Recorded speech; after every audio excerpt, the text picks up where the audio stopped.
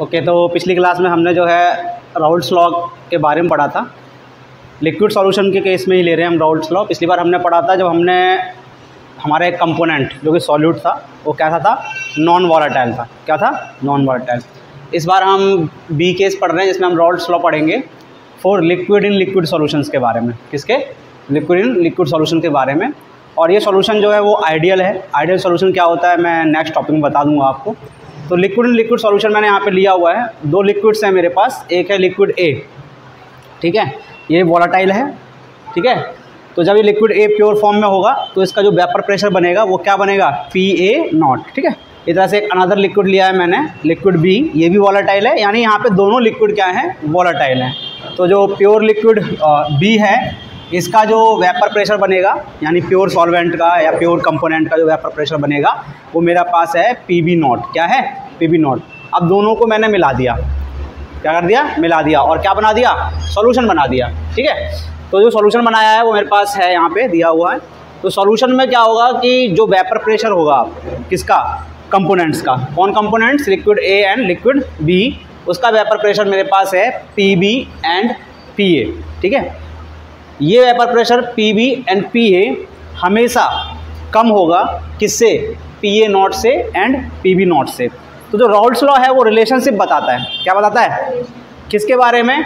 कि ये जो वेपर प्रेशर है सॉल्यूशन में, जब सॉल्यूशन बन गया था तब कंपोनेंट्स का जो वेपर प्रेशर था उसका रिलेशनशिप किसके साथ, कंपोनेंट के मोल फ्रैक्शन से। किससे? मोल फ्रैक्शन से। तो मान लेते हैं कि सॉल्यूशन के अंदर कंपोनेंट का मोल फ्रैक्शन XA है एंड XB है, ठीक है। A का जो मोल फ्रैक्शन है वो XA है और B का जो मोल फ्रैक्शन है वो क्या है, XB है। तो जो ये प्रेशर है B का वो XA से डायरेक्टली प्रोपोर्शनल होगा। इस तरह से जो A का वेपर प्रेशर है वो किसके प्रोपोर्शनल होगा, XB के। और यही राउल्ट्स लॉ बताता है। तो राउल्ट्स लॉ बताता है कि इन सॉल्यूशन, जब आपका सॉल्यूशन बन जाएगा और ये सॉल्यूशन जो बना है वो कैसा है, वॉलेटाइल है, दोनों कंपोनेंट वॉलेटाइल है इसके अंदर। तो सॉल्यूशन के अंदर जो B कंपोनेंट है उसका जो वेपर प्रेशर होगा that will be equal to B component का प्योर, जब वो प्योर था तब उसका वेपर प्रेशर, इनटू में सॉल्यूशन के अंदर उसका मोल फ्रैक्शन। तो दोबारा समझ लेते हैं, वेपर प्रेशर PB वो कि सॉल्यूशन के अंदर है, जब सॉल्यूशन बन चुका था, वो बराबर होता है product of vapour pressure of that component in pure state into में उसका मोल फ्रैक्शन सॉल्यूशन के अंदर। इस तरह से हमारे पास PA बराबर हो जाएगा PA0 इनटू में XA। और आपको पता है XA और XB की वैल्यू हमेशा 1 से क्या होती है, कम होती है। XA की वैल्यू भी 1 से कम होगी एंड XB की वैल्यू भी 1 से क्या होगी, कम होगी। और दोनों को जोड़ने पे क्या आना चाहिए, 1 आना चाहिए। तो जब XA की वैल्यू 1 से कम है तो PA क्या होगा, PA0 से कम ही आएगा। क्या आएगा? कम आएगा। तो एक रिजल्ट ये निकल के आता है कि जब हम दो वॉलेटाइल कंपोनेंट्स का सॉल्यूशन बनाते हैं, ठीक है, आइडियल मान के चल रहे हैं सॉल्यूशन, तो उस केस में जो कंपोनेंट का वेपर प्रेशर है वो डिक्रीज हो जाता है, ठीक है। क्या हो जाता है? डिक्रीज। अब टोटल वेपर प्रेशर की बात करें सॉल्यूशन के अंदर, जो टोटल वेपर प्रेशर होगा सॉल्यूशन के अंदर वो सॉल्यूशन के अंदर PA प्रेशर जो कि A कंपोनेंट के कारण है, प्लस में PB प्रेशर, ठीक है। PA की वैल्यू हम यहाँ से रख देते हैं, PA0 XA, PB की वैल्यू रख देते हैं PB0 XB।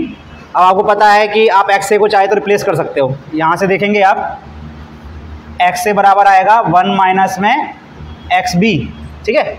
तो आप यहाँ पे जो है लिख सकते हैं PA0 1 माइनस में XB, XA को रिप्लेस कर दिया हमने, प्लस में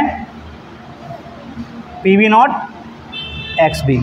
तो आपने देखा कि जो टोटल वेपर प्रेशर होता है वो सम होता है इंडिविजुअल कंपोनेंट के वेपर प्रेशर के, और टोटल वेपर प्रेशर को आप किसी भी एक कंपोनेंट के मोल फ्रैक्शन से रिप्रेजेंट कर सकते हैं। तो यहाँ पे मैंने कौन सा कंपोनेंट से रिप्रेजेंट कर दिया, उसको B कंपोनेंट से।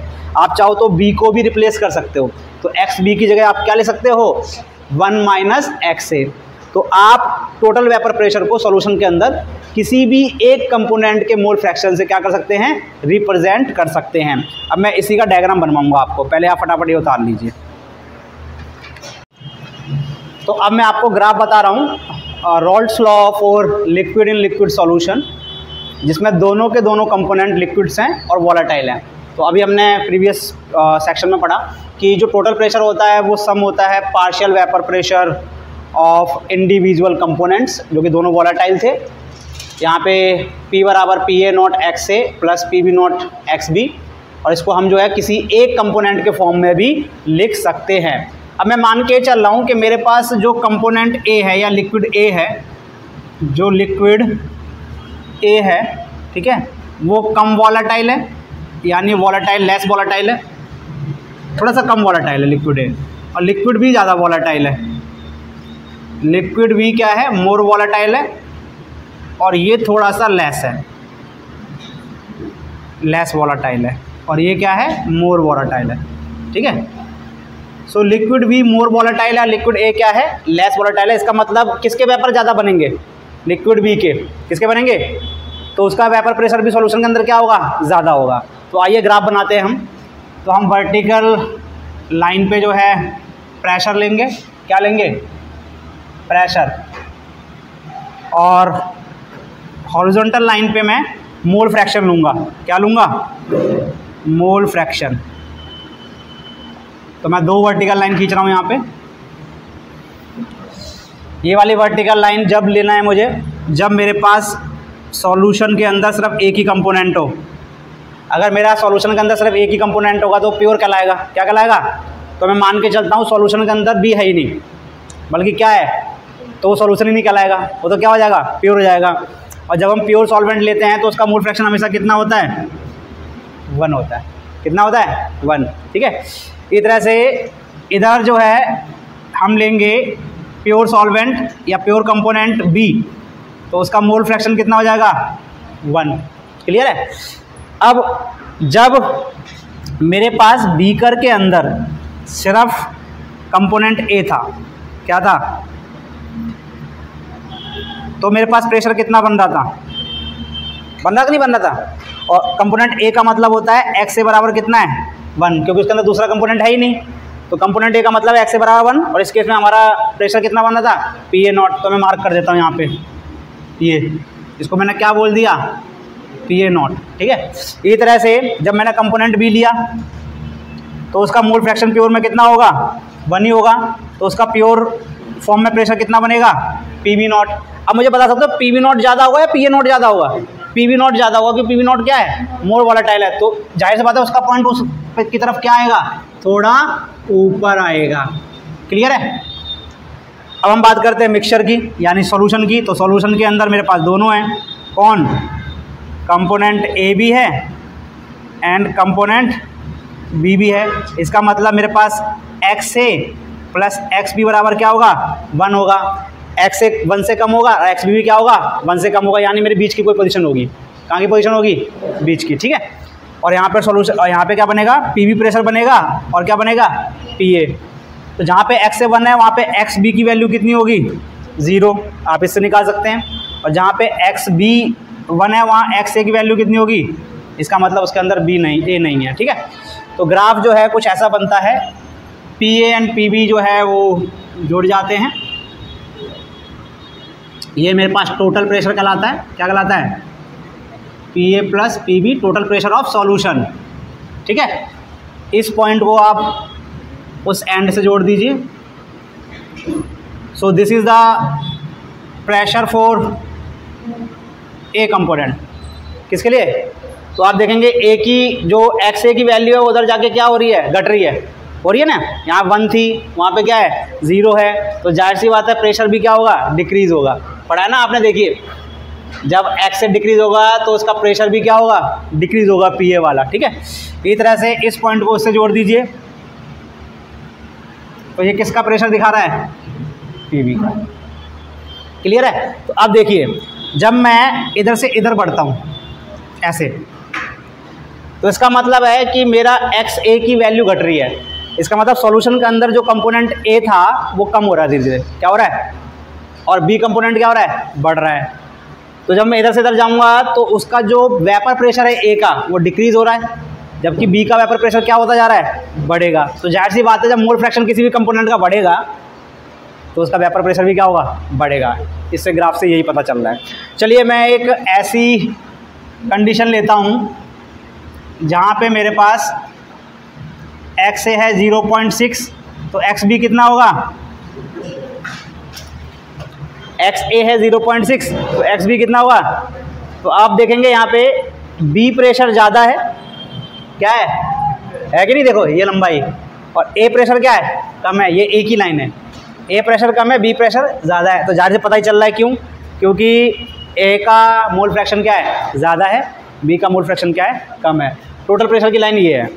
तो टोटल प्रेशर में हमेशा क्या करना है, जैसे मैंने ये वाला सॉल्यूशन लिया है जिसमें मोल फ्रैक्शन मेरा एक्स से 0.6 है और एक्स बी कितना है 0.4, तो उसके लिए पी बी प्रेशर ये हो गया, ये कितना प्रेशर हो गया, पी बी, और ये प्रेशर क्या हो गया, पी ए। दोनों की वैल्यू जोड़ोगे तो यहाँ तक की वैल्यू आएगी आपकी टोटल प्रेशर की, यानी इसको जोड़ोगे इससे तो आपका कितना ऊंचा बनेगा, इतना, यानी ये हिस्सा यहाँ पे है। समझ आ गई बात, दोबारा समझ लीजिए। जो मोल फ्रैक्शन जो कंपोजिशन मैंने लिया है उसमें पीबी प्रेशर मेरा इतना है, इस लाइन से देखा मैंने, पीए प्रेशर कितना है, इतना है, तो टोटल प्रेशर कितना होगा, इतना, यानी इसको इससे जोड़ोगे तो यही निकल के आएगा। So this is the Rawls law graph for liquid and liquid solution, जो कि दोनों वॉलेटाइल हैं और साथ के साथ आइडियल केस है। कैसा केस है, आइडियल। तो फटाफट इसको उतार लीजिए, और ये ग्राफ बहुत ही इंपॉर्टेंट ग्राफ है, इसको समझने की कोशिश कीजिएगा। आप चाहो तो ए कंपोनेंट को उधर ले सकते हो, बी कंपोनेंट को इधर ले सकते हो। दूसरी बात ये है कि यहाँ पे मैंने ए को लेस वॉलेटाइल माना था, बी को क्या माना था, ज़्यादा वॉलेटाइल, इसलिए उसका पॉइंट ऊपर है। अगर बी कम वॉलेटाइल होता और ए ज़्यादा होता तो ये पॉइंट कहाँ होता, ऊपर होता, वो पॉइंट कहाँ होता, नीचे होता। इस बात को समझिएगा, ठीक है। उतार लीजिए बेटा फटाफट। तो अभी उस ग्राफ को मैं दोबारा समझा देता हूँ। Rawls law for graph for liquid and liquid solution, जिसमें दोनों ही कंपोनेंट क्या है, वॉलेटाइल हैं। तो देखिए यहाँ पे मैंने एक वर्टिकल लाइन ली है और एक इधर भी वर्टिकल लाइन ली है मैंने, ठीक है, बहुत ध्यान से समझिएगा। अब मैं डायग्राम भी बनाऊंगा आपका। इस वर्टिकल लाइन पे मैं प्रेशर दिखाऊंगा, इधर भी प्रेशर दिखाऊंगा। सपोज मैंने बीकर लिया है और बीकर में मैंने एक लिक्विड लिया है, एक लिया है, दो लिया है, अभी कुछ भी नहीं पता, मैं बस इतना कह रहा हूँ इसके अंदर लिक्विड है। क्या है, लिक्विड। चलिए मान के चलते हैं इसके अंदर सिर्फ लिक्विड ए है। क्या है, लिक्विड ए। क्लियर हो गया, लिक्विड ए है, इसका मतलब ए का मोल फ्रैक्शन कितना रहेगा इसके अंदर, 1, और बी कंपोनेंट इसके अंदर है क्या, नहीं है, तो बी का मोल फ्रैक्शन कितना रहेगा, 0। इस केस में यहाँ पे जो प्रेशर बनेगा वो क्या बनेगा, PA0। दिव्यांश समझ में आया तुमको ये, देखो दोबारा समझ लो। बीकर लिया है, बीकर को मैंने क्लोज कर रखा है, इसके अंदर सिर्फ लिक्विड ए लिया हुआ है मैंने। लिक्विड ए मतलब मोल फ्रैक्शन क्या हो गया उसका, 1। बी का मोल फ्रैक्शन कितना हो गया, 0। क्यों हो गया, क्योंकि उसके अंदर लिक्विड भी है ही नहीं। तो यहाँ प्रेशर कितना बनेगा, PA0, जो कि प्रेशर है ड्यू टू प्योर कंपोनेंट। तो उसको मैंने यहाँ मार्क कर दिया। क्लियर हो गया, PA0। टोटल प्रेशर कितना होगा यहाँ पे, PA0 के बराबर ही होगा। कितना होगा, तो यही टोटल प्रेशर है, यही PA0 है। चलिए इस एंड पे आते हैं। इस एंड पे मैंने सेम बीकर लिया है क्लोज्ड, लेकिन उसके अंदर अब की बार मैंने क्या लिया है, लिक्विड। कौन सा लिक्विड लिया है, बी लिया है लिक्विड। कौन सा लिक्विड लिया है, बी लिक्विड लिया है। तो मोल फ्रैक्शन कितना होगा इसका, जल्दी बोलो, बी लिक्विड का, एक्स बी बराबर 1, और एक्स ए की वैल्यू कितनी होगी, 0। यहाँ प्रेशर कैसा होगा, PB0, बिल्कुल सही। तो यहाँ पे एक्स बी 1 है और एक्स ए कितना है, 0।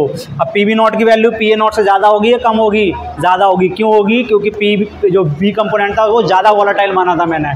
तो यहाँ मार्क कर देता हूँ उसको मैं, क्या हो गया ये, PB0। टोटल प्रेशर कितना है इसके अंदर, PB0 के बराबर ही है, तो टोटल प्रेशर है। चलिए अब मैं बीच का कोई पोजीशन लेता हूँ, कहाँ की, बीच की। बीच का मतलब ये नहीं है बिल्कुल बीचों बीच, मतलब इंटरमीडिएट कहीं वैल्यू लेता हूँ, ठीक है।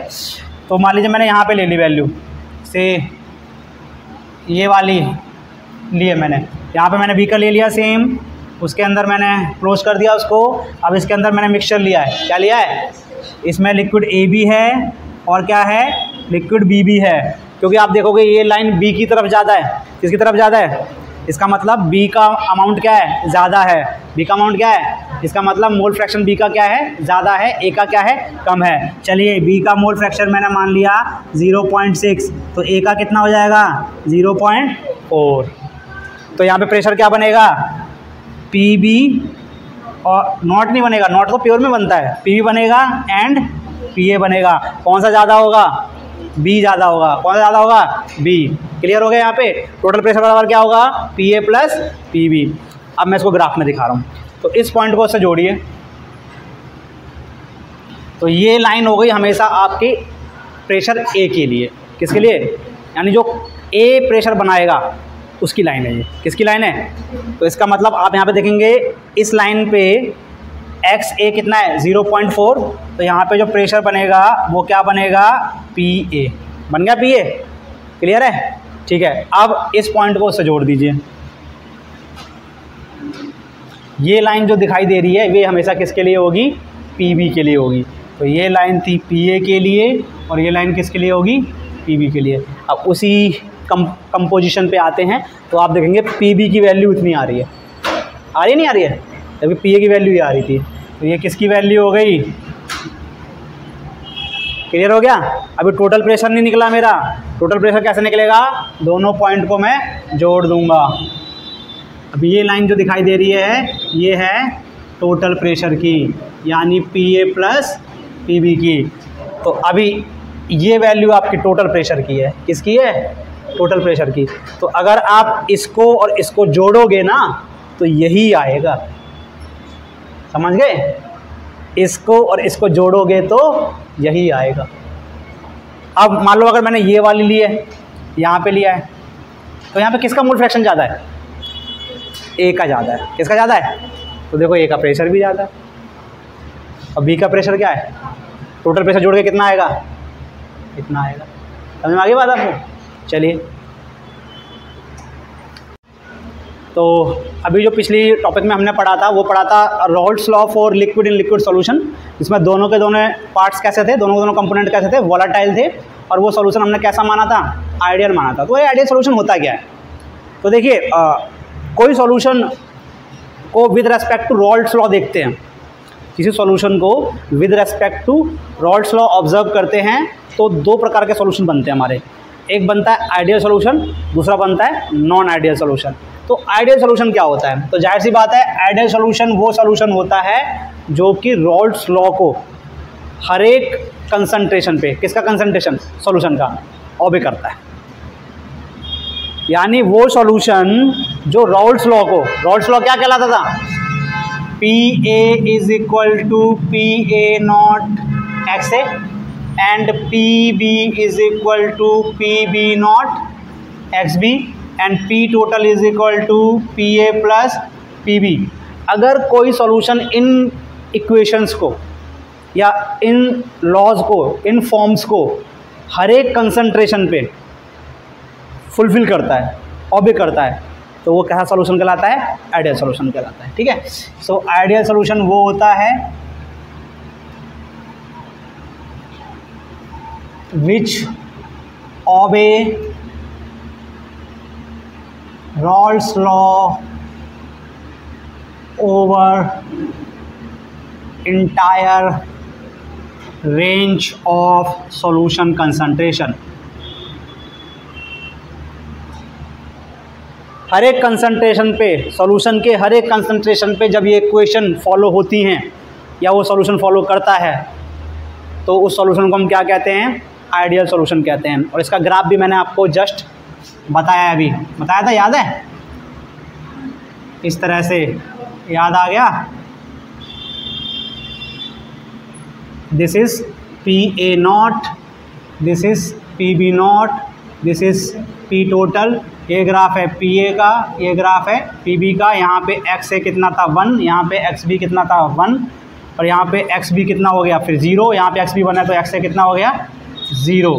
तो ये जो ग्राफ बनाया था this is for ideal solution. क्या है? Ideal solution. तो आइडियल सॉल्यूशन एक्चुअल में आइडियल सॉल्यूशन के अंदर होता क्या है कि वो आइडियल कहलाते हैं? हमने तो समझ लिया कि वो ओबे करते हैं, लेकिन एक्चुअल में आइडियल सॉल्यूशन के अंदर ऐसा क्या घटित होता है जब सॉल्यूशन बनता है? कि वो आइडियल हो जाता है? ऐसा क्या घटित होता है कि वो आइडियल हो जाता है? और क्या खासियतें होती हैं आइडियल सॉल्यूशन की? तो पहले हम जानते हैं कि आइडियल सॉल्यूशन बनता कैसे है, किस प्रकार से बन जाता है, यानी अंदर मॉलिक्यूलर लेवल पे कौन सी घटना हो रही होती है। तो देखिए, हमने दो सॉल्यूशन लिए, दो कंपोनेंट लिए। एक ले लिया मैंने कंपोनेंट ए या लिक्विड ए, क्लियर है? इसके अंदर किसके पार्टिकल हैं? ए के, है ना, ए के पार्टिकल।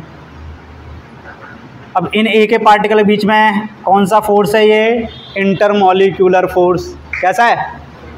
क्लियर हो गया? इस तरह से हमने एक और बीकर ले लिया, क्लोज्ड कंटेनर। इसके अंदर हमने कौन सा लिक्विड ले लिया? बी ले लिया।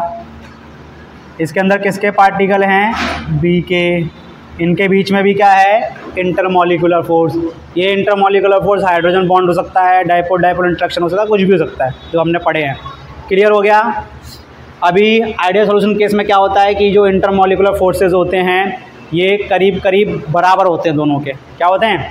दूसरी बात, इनका जो साइज़ होता है पार्टिकल्स का, ए का और बी का, ये भी करीब करीब क्या होता है? बराबर होता है। क्लियर हो गया पहला पॉइंट?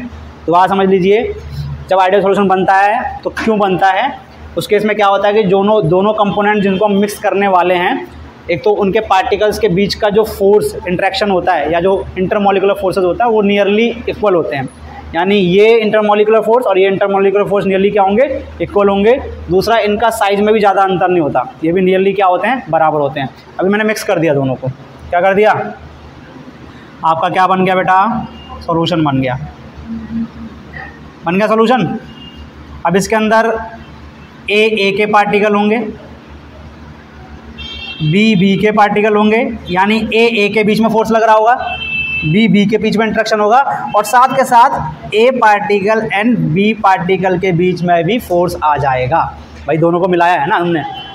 ए के बीच में तो पहले से था, बी के बीच में पहले से था, अब ए और बी के बीच में बन जाएगा। क्या बन जाएगा? इतना क्लियर हो गया? अब यहाँ पे जो ये नया फोर्स इंटरमॉलिक्यूलर फोर्स बन रहा है डिफरेंट पार्टिकल्स के बीच में, ए और बी के बीच में, अगर ये भी बराबर है इन दोनों के, ये भी, तो ये सॉल्यूशन क्या कहलाएगा? आइडियल सॉल्यूशन कहलाएगा। और इस केस में क्या होगा कि तीनों जो इनका वेपर प्रेशर बनेगा, पीए पीबी, ठीक है, वो वही होगा जो हम कैलकुलेट करेंगे, जो हम इस इक्वेशन से कैलकुलेट करेंगे। तो यहाँ पे किसी मतलब हमने इससे कुछ और कैलकुलेट किया, निकल के कुछ और आया, तो ये आइडियल सॉल्यूशन नहीं है। लेकिन अभी इस फॉर्मूले से जो कैलकुलेशन होगा वही वेपर प्रेशर यहाँ आएगा। तो ऐसा हुआ क्यों? ऐसा ये हुआ कि जो नए फोर्सेस बनने जा रहे हैं, किसके बीच में बनने जा रहे थे? ए और बी के बीच में, उनकी स्ट्रेंथ, उनकी ताकत भी पहले वालों के बराबर ही थी। इसका मतलब उनका निकलना भी ऊपर वेपर फेज में सेम रेट से रहेगा। क्या रहेगा? सेम रेट से। तो इस केस में क्या होगा कि आपका जो वेपर प्रेशर है वो पीए प्लस पीबी बराबर क्या हो जाएगा? टोटल के बराबर आएगा। तो जो आप कैलकुलेशन से निकालोगे वही एक्चुअल में वेपर प्रेशर होगा। ठीक है, तो हमने क्या चीज़ सीखी? हमने सीखी कि आइडियल सॉल्यूशन कब बनता है। आइडियल सॉल्यूशन बनता है जब इंटरमॉलिक्यूलर फोर्सेस दोनों कंपोनेंट के पार्टिकल के बीच में सेम हो, उनका साइज सेम हो, और जो नए फोर्सेस बन रहे हैं उनका मैग्नीट्यूड भी पहले वालों के ही बराबर हो। ठीक है, अच्छा, कैरेक्टरिस्टिक क्या होती हैं, क्या घटनाएं होती हैं, या कौन सी प्रॉपर्टीज़ होती हैं जब आइडियल सॉल्यूशंस बनते हैं? तो पहली प्रॉपर्टी होती है कि जब आइडियल सॉल्यूशन बनता है तो जब भी आप दो लिक्विड को मिलाओगे तो ये हो सकता है कि हीट निकले बाहर, यानी एक्सोथर्मिक हो सॉल्यूशन बनाते वक्त, या ये हो सकता है हीट देनी पड़े सॉल्यूशन बनाते वक्त एंडोथर्मिक हो।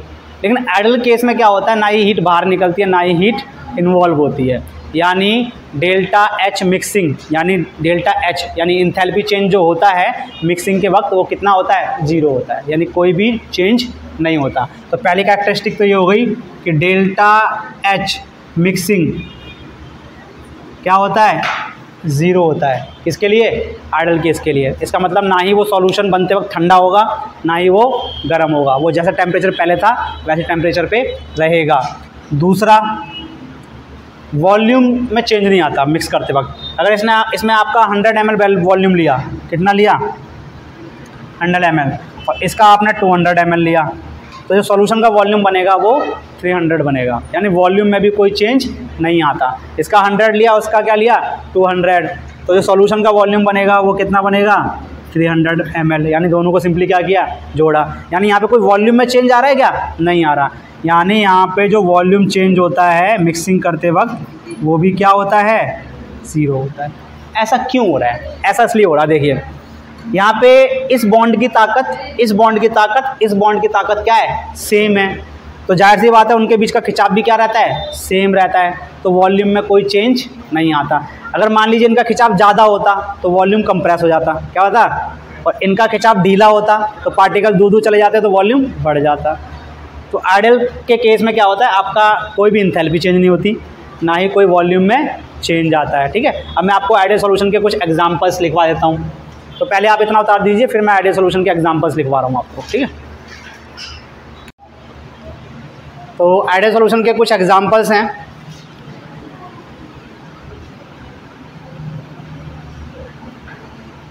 बेंजीन प्लस टोलीन,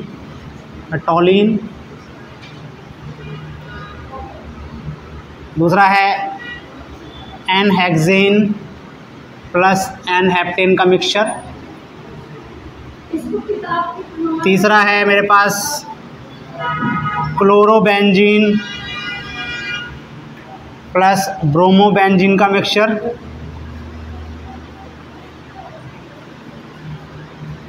चौथा है मेरे पास ब्रोमोइथेन प्लस आइडोइथेन का मिक्सचर। देखो 4 एग्जांपल लिखे हुए हैं मैंने, ये चारों एग्जांपल जो हैं आइडियल सॉल्यूशंस के एग्जांपल हैं। बेंजीन प्लस टोलीन का मिक्सचर, एनहेक्सेन प्लस एनहेप्टेन का मिक्सचर, क्लोरोबेंजीन एंड ब्रोमोबेंजीन का मिक्सचर, ब्रोमोइथेन एंड आइडोइथेन का मिक्सचर। ठीक है, उतार लीजिए बेटा फटाफट। तो अब बात करते हैं नॉन आइडियल सॉल्यूशंस की। तो नॉन आइडियल सॉल्यूशन वह सॉल्यूशन होता है जो कि रॉल्स लॉ को हर एक कंसंट्रेशन पे ओबे नहीं करता है, यानी वो सॉल्यूशंस जो कि रॉल्स लॉ को entire range of solution concentration पे ओबे नहीं करते हैं, उनको हम क्या कहते हैं नॉन आइडियल सॉल्यूशन कहते हैं। इसका मतलब है कि इस केस में जो आपका इंडिविजुअल कंपोनेंट का प्रेशर होगा सॉल्यूशन में वो बराबर नहीं होता किसके PA0 XA के, इस तरह से जो PB होगा वो बराबर नहीं होगा किसके PB0 XA के। इस तरह टोटल प्रेशर जो है, जो टोटल प्रेशर है वो भी बराबर नहीं होगा किसके PA प्लस PB के। या तो PA प्रेशर ज़्यादा होगा, ये वाली वो वैल्यूज़ हैं जो हमने कैलकुलेट करी हैं थ्योरेटिकली। कैसे थ्योरेटिकली, ये वाली वैल्यूज़ कौन सी हैं जो थ्योरेटिकली कैलकुलेट करी हैं, ये वो हैं जो एक्चुअल आ रही हैं। तो होता क्या है नॉन आइडियल केस के सॉल्यूशन में कि जो एक्चुअल वैल्यूज़ आ रही होती हैं वो थ्योरेटिकल वैल्यूज़ से या तो ज़्यादा होती हैं या उससे कम होती हैं। क्लियर है। इसी तरह से डेल्टा H मिक्सिंग जो कि आइडियल केस में क्या था 0 होता है, यहाँ पे 0 नहीं होता है। इसका मतलब सॉल्यूशन बनाते वक्त या तो हीट बाहर निकलेगी या हीट देनी पड़ेगी। इस तरह से वॉल्यूम चेंज जो होता है मिक्सिंग के वक्त वो भी 0 नहीं होता। इसका मतलब है या तो वॉल्यूम बढ़ जाता है मिक्स करने पर या वॉल्यूम क्या होता है डिक्रीज़ हो जाता है। अब ऐसा होता क्यों है, ठीक है, ये मैं आपको बताता हूँ। देखिए ऐसा होता है ऐसे, इसलिए समझिएगा। यहाँ पे ए के बीच में जो इंटरमॉलिक्यूलर फोर्स है और बी के बीच में जो इंटरमॉलिक्यूलर फोर्स है उसमें अंतर होता है। क्या होता है, ठीक है, दोनों सेम मैग्नीट्यूड के नहीं होते, सेम स्ट्रेंथ के नहीं होते। दूसरी बात है इनके पार्टिकल्स साइज में भी अंतर होता है। तो रिजल्ट बनता क्या है कि जो हमारा सॉल्यूशन बन रहा है, क्या बन रहा है, उसके अंदर ए के बीच का इंटरेक्शन रहता है, बी के बीच का इंटरेक्शन रहता है, और ए और बी के बीच का जो इंटरेक्शन होता है वो इन दोनों से अलग होता है। यहाँ जो नया इंटरेक्शन बन रहा है सॉल्यूशन में किसके बीच में, ए पार्टिकल और बी पार्टिकल के बीच में, यानी जो इंटरमॉलिक्यूलर फोर्सेज हैं उनका मैग्नीट्यूड इन दोनों के मुकाबले में क्या होता है, अलग होता है। क्या होता है, अलग। या तो ये मैग्नीट्यूड ज़्यादा होगा, क्या होगा इनके मुकाबले में, यानी ये बॉन्ड स्ट्रॉन्ग होगा, या ये बॉन्ड क्या होगा वीक होगा इनके मुकाबले में। स्ट्रॉन्ग होगा तो अलग केस बनेगा, और अगर ये बॉन्ड जो नया बन रहा है वीक है तो अलग केस बनेगा। तो पहले आप ये उतार लीजिए नॉन आइडियल सॉल्यूशंस। तो नॉन आइडियल सॉल्यूशंस भी आपके दो प्रकार के होते हैं, वो डिपेंड करता है कि जो नया बॉन्ड बन रहा है ये वीक बन रहा है या स्ट्रॉन्ग बन रहा है। ठीक है, उतार लीजिए। तो नॉन आइडियल सॉल्यूशंस हमारे दो टाइप्स के होते हैं, दो प्रकार के होते हैं नॉन आइडियल सॉल्यूशंस। पहला है non ideal solution showing positive deviation from Raoult's law, यानी वो नॉन आइडियल सॉल्यूशन जो कि पॉजिटिव डेविएशन का मतलब होता है भटकाव, भटकने की स्थिति। और दूसरा है हमारे पास non ideal solution showing negative deviation from Raoult's law. तो मैं पहला वाला आपको डिटेल में बता रहा हूँ, ठीक है। Non ideal solution showing positive deviation from Raoult's law, तो ये कैसे बनता है? तो देखिए, समझिए, पहले हमने कंपोनेंट ए लिया था जिसके अंदर, यानी लिक्विड ए लिया था जिसके अंदर हमारे पास ये वाला क्या था, इंटरमॉलिक्यूलर फोर्स था उसको हमने मिक्स कर दिया था कंपोनेंट बी के साथ जिसके अंदर ये इंटरमॉलिक्यूलर फोर्सेस था। और मैंने बताया था नॉन आइडियल केस में दोनों इंटरमॉलिक्यूलर फोर्सेस की जो स्ट्रेंथ होती है वो अलग अलग होती है, और पार्टिकल्स का जो साइज़ होता है वो भी क्या होता है, अलग अलग होता है। इनको मिक्स करने पर हमारे पास ए इंटरेक्शन बन रहा था, बी इंटरेक्शन बन रहा था, एंड ए बी इंटरेक्शन बन रहा था। तो जो ये लास्ट वाला इंटरेक्शन बन रहा है ए और बी इंटरेक्शन, यही डिसाइड करता है कि वो non ideal solution positive deviation दिखाएगा या नेगेटिव डेविएशन दिखाएगा। तो पहले समझ लीजिए, हम पहले पॉजिटिव डेविएशन की बात कर रहे हैं। अगर ये जो नया इंटरमॉलिक्यूलर फोर्स बन रहा है इसकी स्ट्रेंथ कम है या वीक है, ये क्या है, वीक है, ठीक है, क्या है, वीक है, तो इसके पार्टिकल्स वेपर फेज में क्या होंगे, कम जाएंगे, ज़्यादा जाएंगे, ज़्यादा जाएंगे। दोबारा समझो, अगर ये बॉन्ड वीक है इंटरमॉलिक्यूलर फोर्स तो ये आसानी टूट जाएगा, और जब आसानी से टूट जाएगा तो ये वेपर फेज में क्या होगा, आसानी से चला जाएगा। इसका मतलब वेपर प्रेशर क्या हो जाएगा, टोटल बढ़ जाएगा, क्या हो जाएगा, बढ़ जाएगा। क्लियर हो गया? तो पॉजिटिव डेविएशन का मतलब होता है कि जो नया इंटरमॉलिक्यूलर फोर्स आपका बन रहा है ए और बी के पार्टिकल बीच में, वो वीक होता है, कमज़ोर होता है, जिसकी वजह से वो ज़्यादा पार्टिकल्स कहाँ चले जाते हैं, वेपर फेज में चले जाते हैं। कहाँ चले जाते हैं, वेपर फेज में चले जाते हैं। और आपका जो टोटल वेपर प्रेशर होता है या जो इंडिविजुअल वेपर प्रेशर होता है वो ज़्यादा ही निकल के आता है। तो जैसे हमने कहा इंडिविजुअल वेपर प्रेशर हमारा आइडियल केस में कितना होता था, पी ए बराबर पी ए नॉट एक्स ए, लेकिन इस केस में ये क्या निकल के आता है, ज़्यादा निकल के आता है। यानी जो वैल्यू हम थ्योरेटिकली कैलकुलेट करते हैं उससे ज़्यादा ही आता है। क्यों आता है? क्योंकि ये फोर्स हम पहले बराबर मान लेते हैं, लेकिन अभी ये क्या है, वीक है, तो प्रेशर क्या हो गया, ऑटोमेटिकली बढ़ गया, थ्योरेटिकली रेंज से ज़्यादा हो गया। इस तरह से पी भी क्या हो जाता है, वो भी ज़्यादा हो जाता है, किससे, तो टोटल प्रेशर भी क्या हो जाएगा, ज़्यादा हो जाएगा, किससे, P A plus P B से। समझ रहे हो? ऐसा क्यों हुआ है? क्योंकि ये बॉन्ड जो नया बन रहा है, इंटरमॉलिक्यूलर फोर्स जो बन रहा है, ये क्या है, वीक है। तो ग्राफ कैसा बनता है अब, ठीक है, तो ग्राफ बताऊंगा, पहले आप ये उतार लीजिए फटाफट।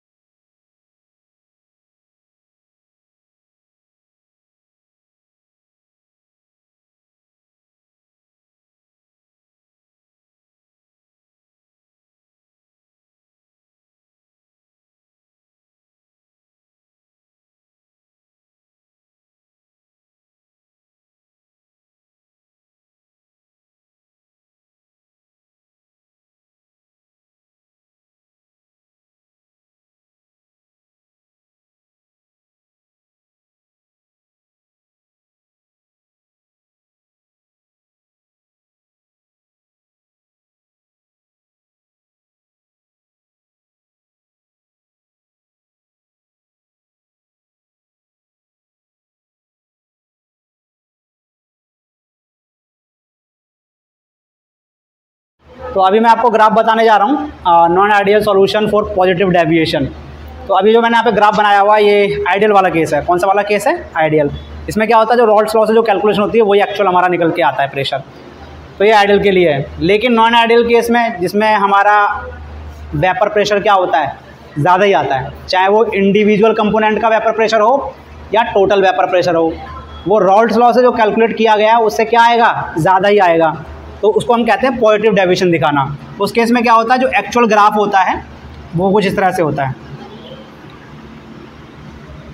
दिखाई दे रहा है? ये पी टोटल था, ये इससे ज़्यादा ही आएगा एक्चुअल वाला। क्या आएगा? ज़्यादा। इधर से ये वाला ग्राफ भी कहाँ उठ जाएगा? ऊपर।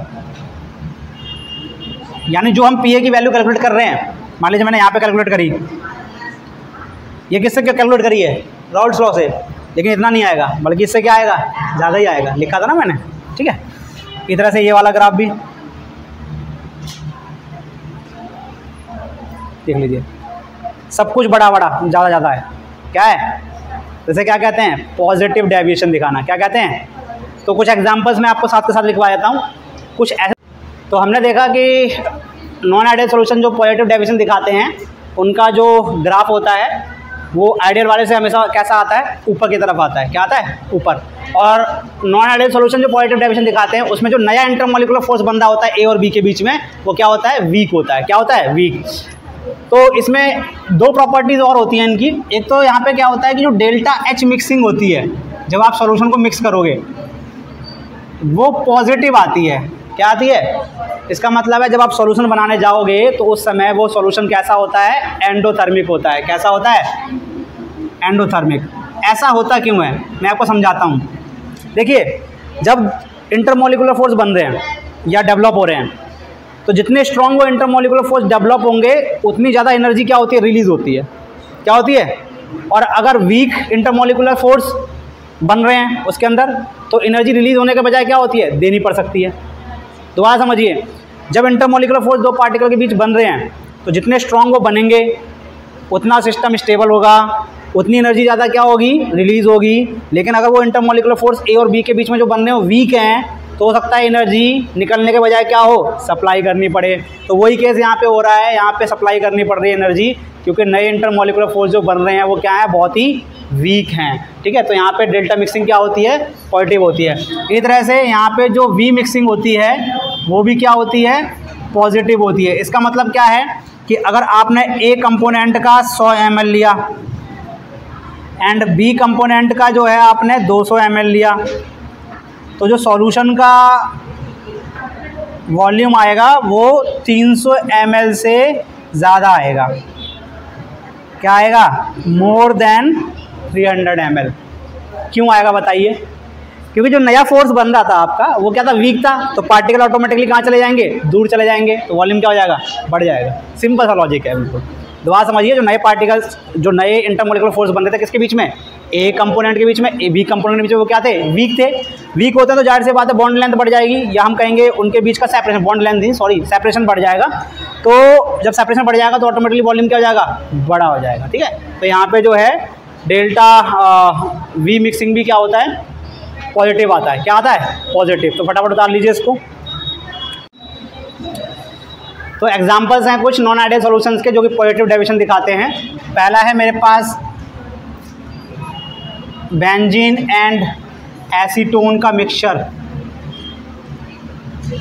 दूसरा है मेरे पास एसीटोन प्लस एथेनॉल का मिक्सचर। तीसरा है मेरे पास एथेनॉल प्लस वाटर का मिक्सचर। चौथा है मेरे पास एथेनॉल प्लस साइक्लोहेक्सेन का मिक्सचर। पांचवा है मेरे पास एसीटोन प्लस कार्बन डाइसल्फाइड का मिक्सचर। और पांचवा है मेरे पास कार्बन टेट्राक्लोराइड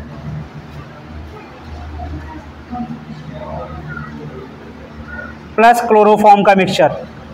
तो ये जो सॉल्यूशन बन रहा है या ये जो मिक्सचर बन रहा है ये हमेशा कैसा डेविएशन दिखाएगा? पॉजिटिव डेविएशन दिखाएगा फ्रॉम द राउल्ट्स लॉ। तो फटाफट बेटा उतार लीजिए इसको।